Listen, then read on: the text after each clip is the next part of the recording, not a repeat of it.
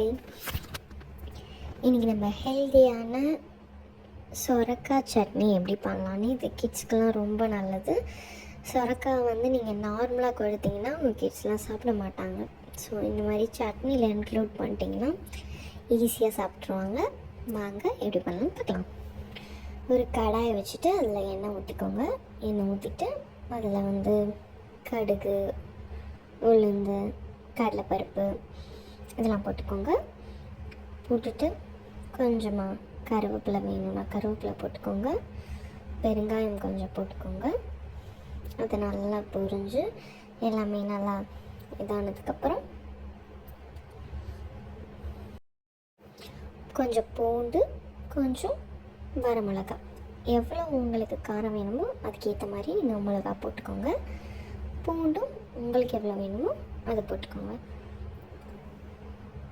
காரம் ஜாஸ்தியாக வேணும் அப்படின்னா நீங்கள் நிறையா போட்டுக்கலாம். நார்மல் காரமே போதும் அப்படின்னா நீங்கள் கம்மியாக போட்டுக்கலாம்.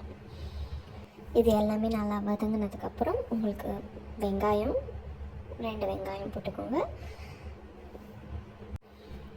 இது நல்லா வதக்கி வெங்காயம் நல்லா பொன்னிறமானதுக்கப்புறமா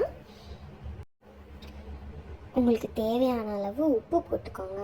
உப்பு போட்டு நல்லா வதக்கிக்கோங்க.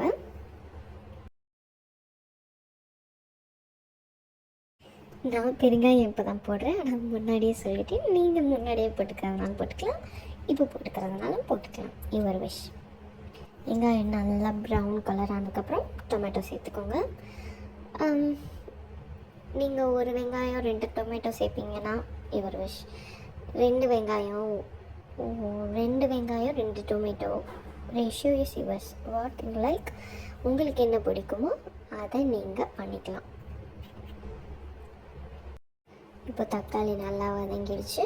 நல்லா வதங்கினதுக்கப்புறம் மிக்சியில் தான் அரைக்க போகிறோம். பெருசாக ரொம்ப இது பண்ணணும்லாம் அவசியம் இல்லை. நான் அப்படி பண்ணிகிட்ருக்கேன். நீங்கள் அப்படி பண்ணணும் அவசியம் இல்லை. நார்மலாக வதங்கினா போதும். அது நீங்கள் சட்னி தான் அரைக்க போகிறீங்க, ஒன்றும் பிரச்சனை இல்லை.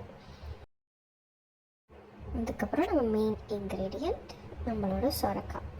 ஸ்கின் பீல் பண்ணிவிட்டு நல்லா குட்டி குட்டியாக கட் பண்ணி வச்சுக்கோங்க. ரொம்ப பெருசாக கட் பண்ணிங்கன்னா சீக்கிரம் வதங்காது. ஸோ முடிஞ்ச அளவுக்கு ரொம்ப பெருசாகவும் இல்லாமல் ரொம்ப சின்னதாக ஒரு மீடியம் சைஸ்க்கு கட் பண்ணி வச்சுக்கோங்க. வச்சுட்டு அதை நல்லா வெங்காயம், தக்காளி இதோடு நல்லா மிக்ஸ் பண்ணிங்கன்னா நல்லா வதங்கிடும். க்ளோஸ் பண்ணி வச்சு கொஞ்சம் நேரம் குக் பண்ணிக்கோங்க. ஏன்னா அந்த சொரக்காயோட ரா ஸ்மெல் வராமல் இருக்கிறதுக்காக தான், பச்சை ஸ்மெல் வராமல். சொரக்காய் கொஞ்சம் வெந்திருந்ததுன்னா அதில் நார்மலாக நம்ம வதக்கி அரைக்கிற தக்காளி சட்னி மாதிரியே இருக்கும்.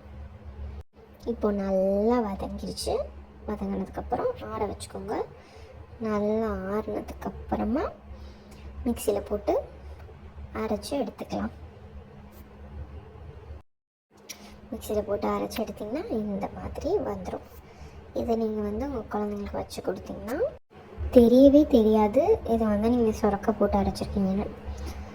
ஓகே, சர்வ் பண்ணி பாருங்கள். தோசை, முட்டை தோசை, எது உங்களுக்கு பிடிச்சிருக்கோ அந்த தோசையோடு சர்வ் பண்ணி ஜாலியாக என்ஜாய் பண்ணுங்கள்.